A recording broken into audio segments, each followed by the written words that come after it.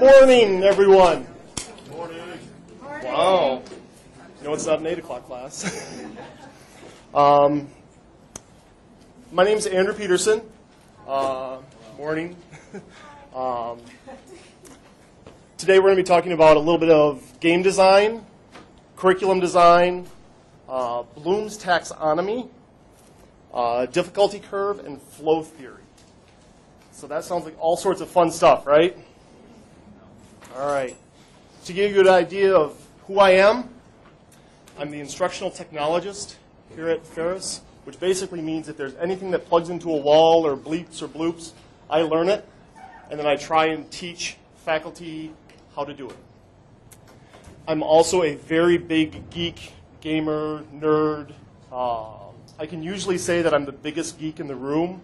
I've been challenged a couple times. It's never worked out for anyone but me. So, to give you an idea of how far back this goes, I started gaming on the Commodore 64, which was probably 1984, 85. Back in those days, you really didn't have a whole lot of good games. I was in 4th grade, so I would start programming my own games. I would read the programming from other coders, learn how to beat their games. It was all downhill from there. My undergraduate degree, I went into business and computer information systems. Like I said, I was predetermined to go into computers from a very, very early age. And my master's degree was actually in curriculum and instruction. And what I found out when I was, one of the first teaching things that I did, I taught game design. She did. One of the first teaching things that I did is I was actually teaching game design. So I was teaching game design while I was going for my master's in curriculum instruction. And I learned real early that there was a lot of parallels. I'm getting a little bit ahead of myself, though. How many of you in here have played Monopoly? All right, that's almost kind of one of those universal experiences. Just feel free to shout it out. What's the most expensive property in Monopoly? Boardwalk? Okay. Now for the real hard challenge. How much does it cost if you land on Boardwalk and there's a hotel on it? 2,000. Close. Why in the world do we remember that? There is no reason for it whatsoever. When was the last time you played Monopoly? Show of hands, last, I don't know, if it's been at least 5 years since you've played. And yet you still remember this stuff. That's what absolutely fascinates me about games. How many of you have taken a multiple choice test within the last 2 weeks? Okay. If you had to name one question that was on that test, could you? That's, like I said, what fascinates me. So you've got this game that you haven't played in maybe 5, 10, 15, 20 years, and yet you remember one little obscure fact about it. A piece, a board, a scenario, and you can recall it. Something you're supposed to remember, that you're studying for, that you're actively trying to pass. You take the test, it's gone. You purge from your brain. And like I said, that's what has absolutely fascinated me with games, game design. There's a way that this stuff just sticks in your head. When I was teaching game design, a lot of my students, let's say they weren't the most academically gifted population, they would struggle in a lot of their traditional classes. And yet anything game-based they could recall, top of mind. You ask them about anything that they're playing.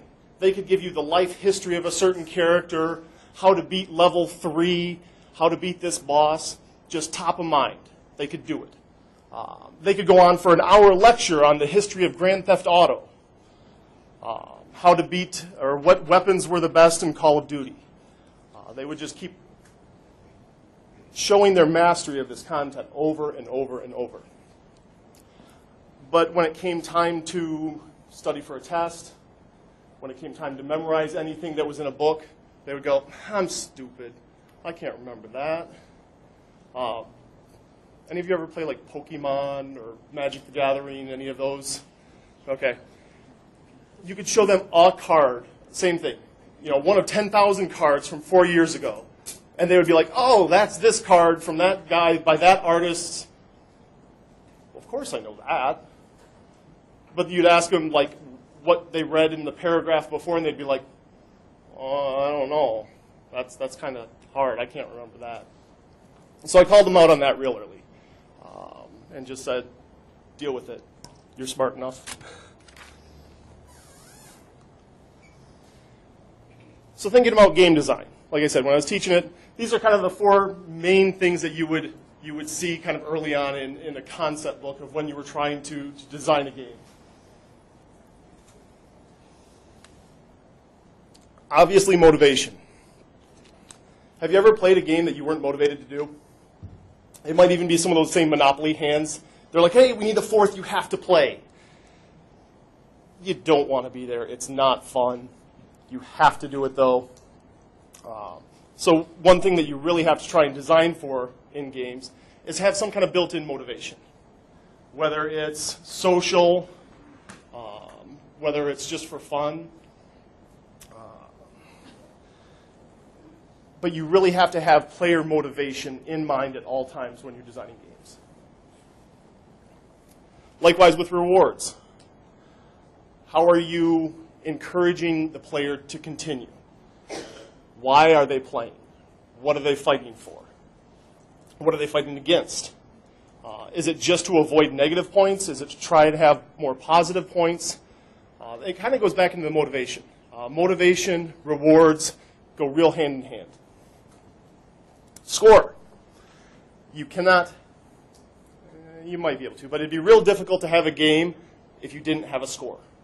Otherwise, you're just doing something for pointless reasons. Score is how you measure yourself. It's how you know that I'm better than you, or you're better than me, or we're all better than somebody else. It's the way that you measure your progression in the game. Progression.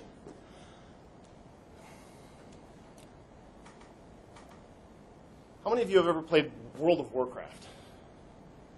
All right, fewer hands.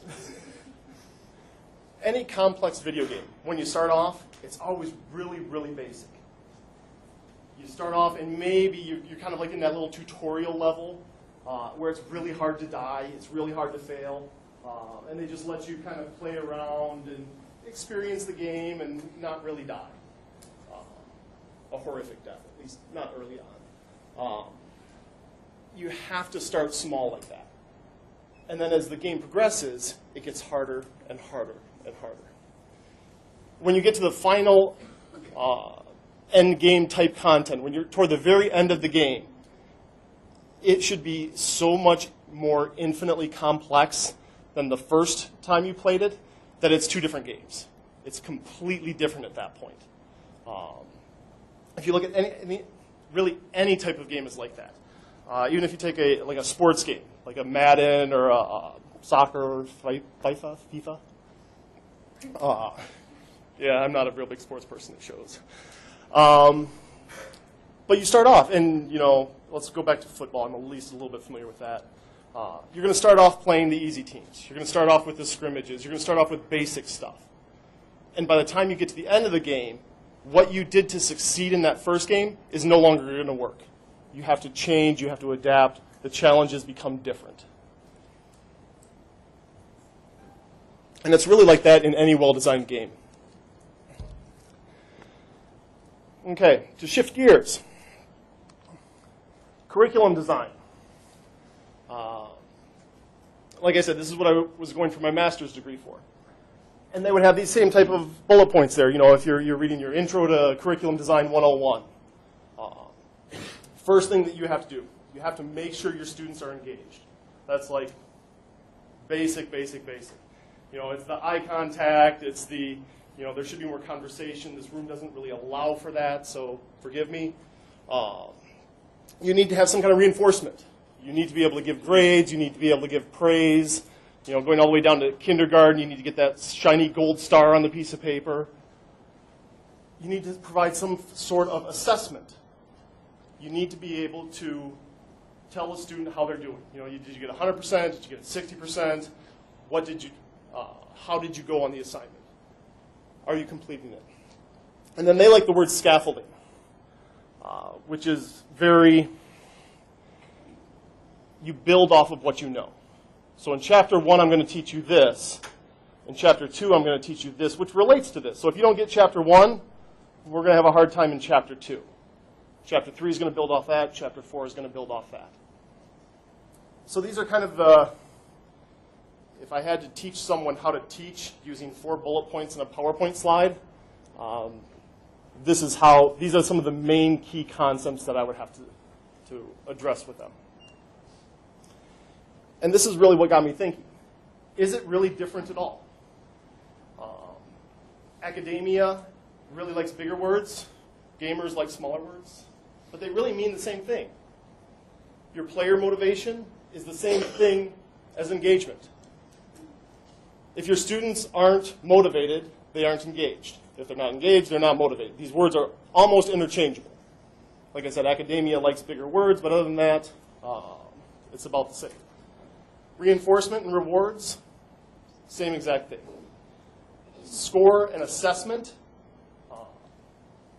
actually quite often you do use score. Assessment's like the bigger word that they like in the textbooks. But it's the same thing. It's how are you doing in the course? How are you doing in the game? If you get 1 point in a game, you're probably not that good at it. If you get 1 point on a test, you're probably not that good at it. So it's that immediate feedback of how you're doing, of what you know, of what you're doing. And then the same thing of scaffolding and progression. It's building off of what you know and what you've succeeded in already to try and move on to more complex ideas. One of my favorite game design quotes is, the hardest part about a game is learning the rules. It's the same thing in your course. You have to learn the rules of the course. You have to learn the rules of education. If you don't know how to play the education game, you can be really good at the content and still fail. Just like in a game, you can be really good at it, but if you don't know the rules, there can be something that will trip you up that will defeat you.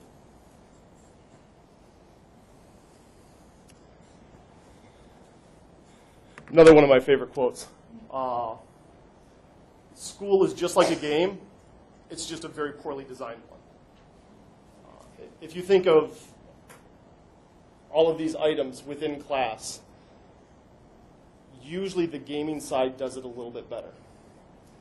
If you look at motivation versus engagement, usually when you're playing a game, you're a lot more motivated. When you're in a class, engagement's questionable. If you look at the rewards and the feedback, the scoring that you get in a game, it's immediate. It's instantaneous. You know you did something bad in a game because usually you're dead. That's a very, very strong way to reinforce behavior. If you're dead, you go, I think I did something wrong. Not sure what it was, not sure how this happened, but it happened. Here I am in this situation, lying on the ground dead. I'm going to try something different next time. In academia, sometimes you get that test and you go, wow, I'm dead. I've got 50% on it. It's the teacher's fault. It's the content's fault. It's my best friend's fault. It's partying's fault. It's never anything that you did. Well, I shouldn't say that. It's very easy to make that excuse. As opposed to just going, I'm dead. I need to try something different. You got to have that reinforcement, that feedback loop, and you have to use it. You have to know what you did wrong or figure it out and try something different.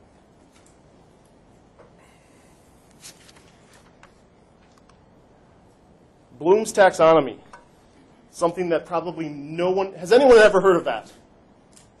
Education? Education majors? No, just psychology? You just heard of it? Talk about it in school. All right. I'm surprised. It's not a typical conversation. So on the left side is what's called Bloom's taxonomy. It's how you engage with content. It's how you measure someone's engagement. And then what I was thinking about is if you were to try and explain a game. Let's take tag, for example.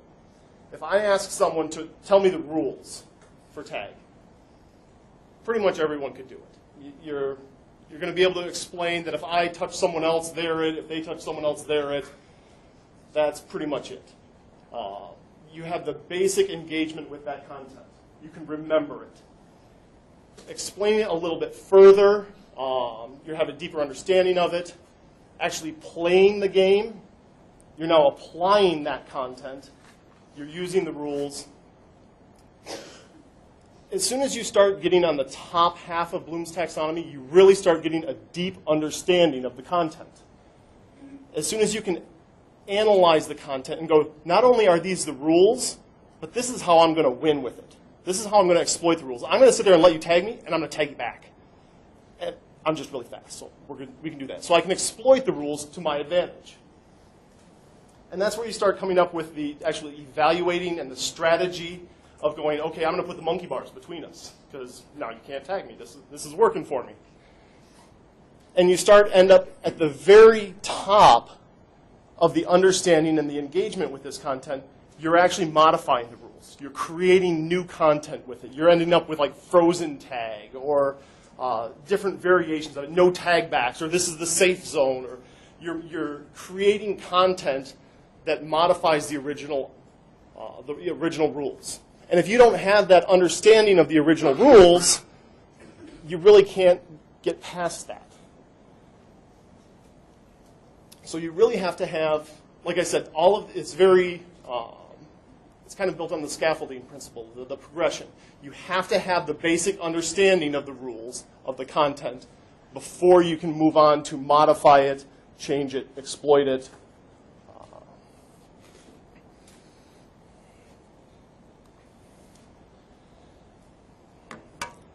Thinking about failure.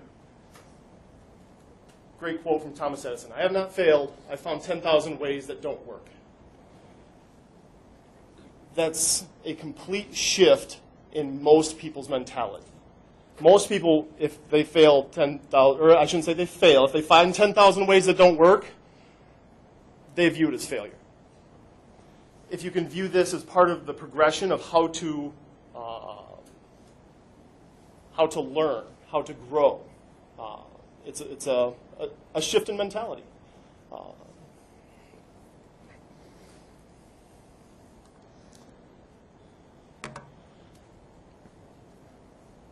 If I were to design golf, it would look something like this.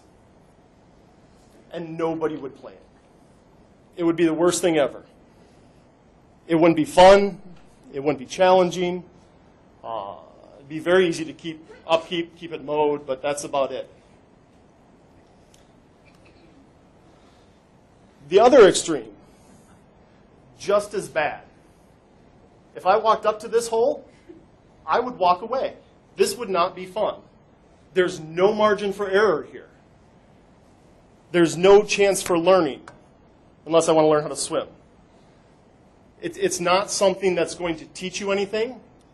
It's so far into the difficulty level that you're going to give up before you even try.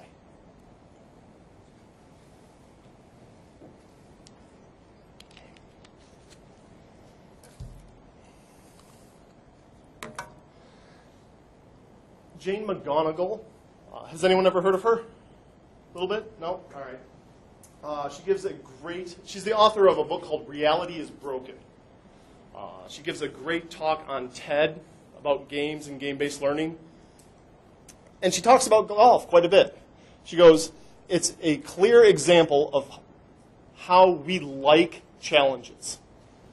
They said, so if you think of golf, the object is to put a little ball into a little cup. There are thousands and thousands of ways to put a little ball in a little cup. But we decided that we're going to put you 100 yards away. And then we're going to give you a club. And then we're going to put trees in the way, and then we're going to put sand in the way, and then we're going to put water in the way, and it'll be fun. If you tried to explain it that way, people would look at you like you're crazy. But golf is a huge industry. I mean, there's millions of people paying for the privilege of a complicated process of putting a ball in a cup. People seek out this challenge. They like the challenge. It's a balance. It's not the floating island of golf. It's not the 1 inch away from the cup. It's a balance between the two. And that's really what a lot of this is about, especially in the game design and curriculum design. It's finding that balance. It's what isn't too hard or too easy, but somewhere right in the middle. My version of exercise doesn't really do a whole lot. Another version of exercise, similar results. It really comes down to you have to struggle without being crushed, but while still noticing it's there. One gentleman that I was attending a game design conference with made a comment to me, and he said the only class that he almost failed in college was weightlifting. He said half of the grade was on attendance. Half the grade was on doing your repetitions and all that fun stuff. He got to mid-semester, he had an F. He's like, I have shown up every day, I have lifted 100 pounds 30 times, why am I failing? And the instructor looked at him and goes, exactly, you've lifted every weight you've ever tried. You're not struggling. You're never going to grow. So just by lifting the weights, he was putting a little 10 pounds. He was doing my version of the weights, the little 1 pounders, and being like, look, I'm doing it, right? That's what you want. You want me to come here and lift weights?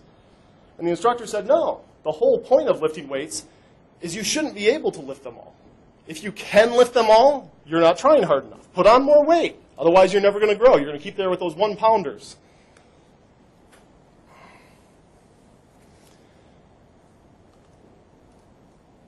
The other thing, there's always someone supporting you. When you think of when you're challenging yourself. If I'm doing this, I don't need a spotter. I'm not afraid. I'm pretty safe with this. This one I don't need a spotter because it's never going to move. It's just going to kill me right away. If you're doing it the right way, you need someone there supporting you. Because you are going to fail. That's by design. But you need someone there just to help you get up that last one, otherwise you're going to crush your chest cavity, and that's not fun.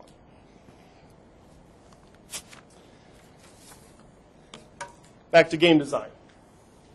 If I had a student turn in this game to me, no, there's no challenge there. It's way, way too easy. Again, showing my geekiness. How many of you remember Diablo 2? Or Diablo? All right, a couple. I don't feel too bad. There was a mode on that game. I believe it was called either Nightmare Mode or Hardcore Mode, something along those lines, where if you died, you died. There was no respawning. There was no playing again. And nobody played it, ever.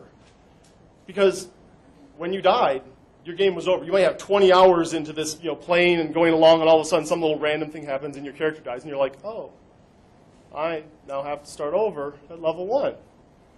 That's not cool. And it's the same type of thing. If it's too hard, all you're looking to do is set yourself up for failure. I don't know anyone that had ever beat that mode. Really, I'm the only person I know that ever even really tried it. And it was not fun. You were paranoid the entire time. You're like, okay, I've got all the health potions, all the protective spells, everything, and then you'd like sneak out of town a little ways and be like, oh, I took a little bit of damage, run back. There was no gameplay in there whatsoever because you were so paranoid the whole time. Because you knew at some point in time you were going to die. Because if you had played any of the other modes, that's part of the game. You go out, you're going to die. You're going to have to go pick up all of your stuff. That was actually part of the game. That's what made it fun, is that you could die, you could come back, you could try again with a different strategy.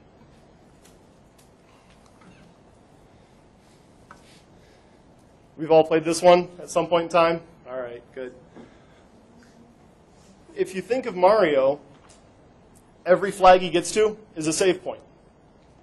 How bad would this game be if every time that you died, you had to start on World 1-1?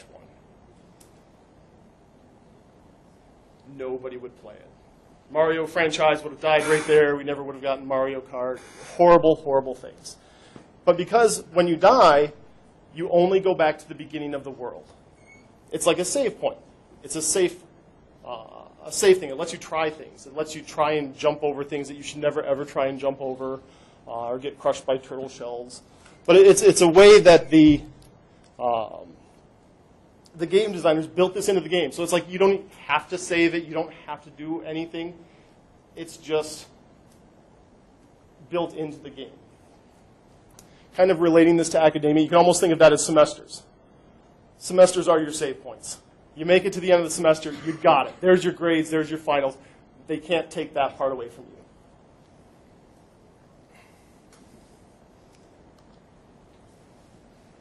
you. So this is blatantly stolen from just about every single game design book ever. We're talking about that middle curve, that balanced fun. It needs to be difficult, but it needs to kind of match the player's skill. As the player's skill gets higher, the difficulty needs to get higher too. If you start off, if you end at the same place that you start at, you end up being in the boring zone. If you just followed that straight line and went straight across, play with laser pointer. So if you went straight across there, you're going to end up in boring. You need to increase the challenge as the progression goes along.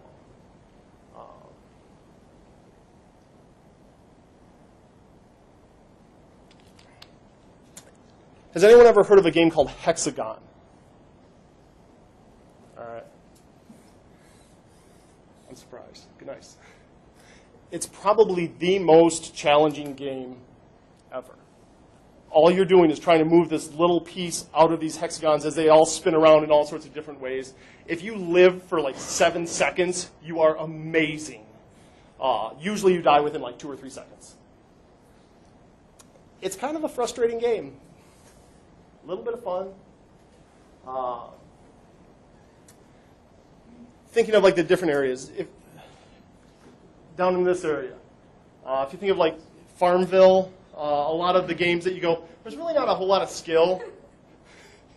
My apologies if I just offended anybody. But it's a lot more, it's time-based. You go there, you plant your crops, you wait 6 hours, you harvest your crops, you plant your crops, you wait 6 hours, you do it again. Not really challenging. It might move up into the mindless fun. I never made it that far. If you think of items like Candy Crush, Bejeweled Blitz, that type of stuff, you're getting a little bit more into the casual, mindless.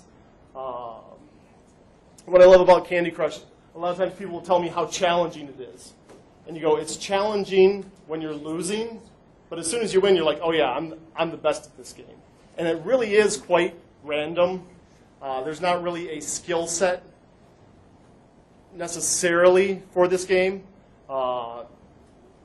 it's not like you can really use too many strategies in that type of genre.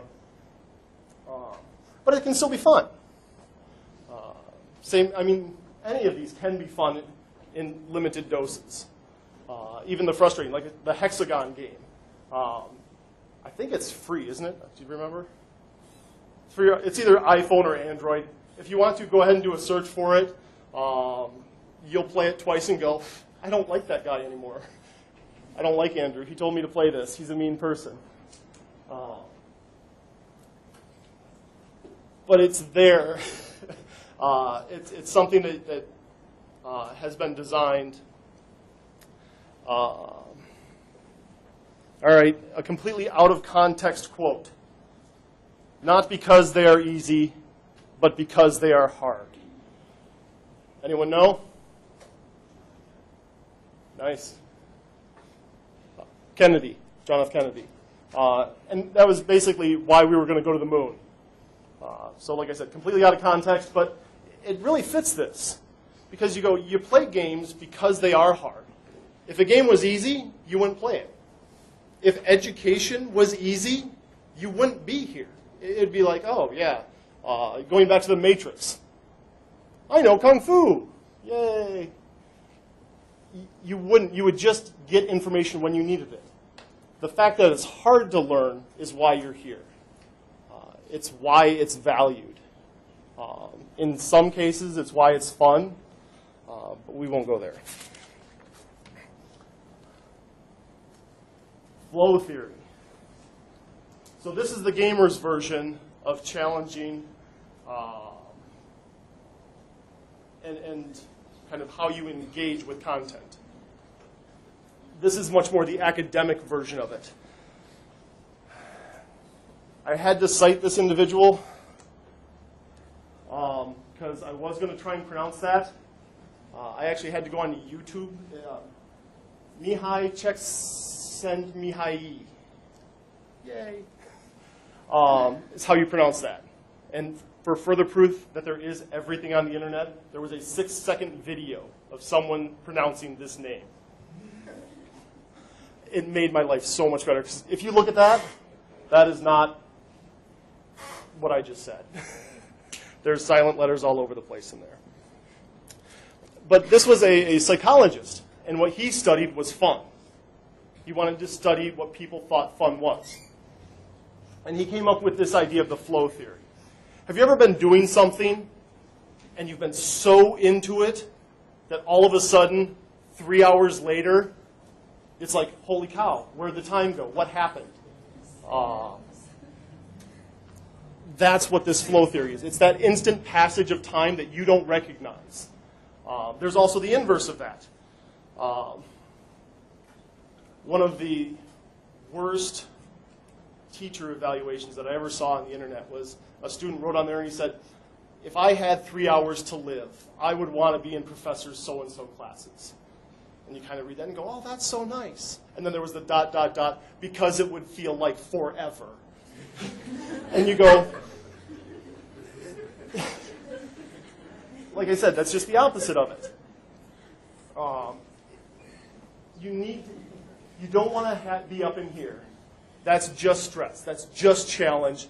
This is that golf course with the island. I'm going to look at that and I'm just going to be like, seriously, why don't I just like throw all my golf balls in the water right now and we can go somewhere else, have fun. Likewise, if you're sitting in a room and you know all of the content, if you know everything about it, you're done.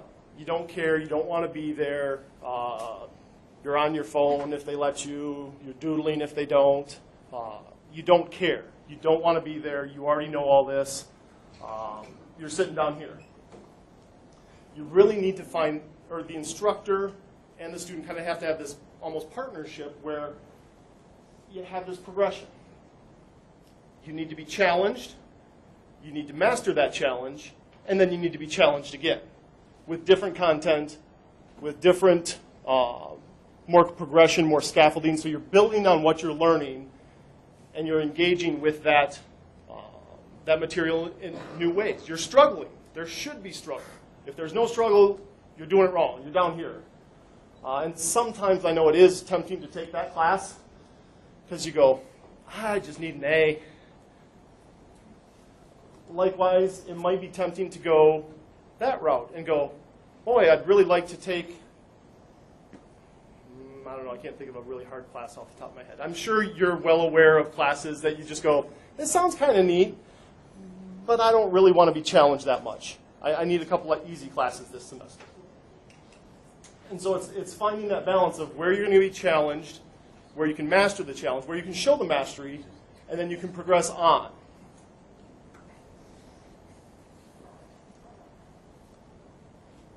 Which is really what this all comes down to, is just finding that balance. Figuring out what's not too hard. It's kind of like, what is it, Goldilocks zone? It's not too hot, it's not too cold, it's just right. You want something that will challenge you occasionally, but that won't completely crush you, that you can learn from, that you can progress on, but that will challenge you.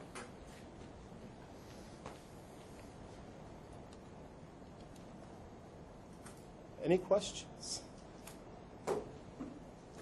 That's all I have. I'm 10 minutes early at least, so I don't know if that's a gift to you or not, but hope you enjoyed it.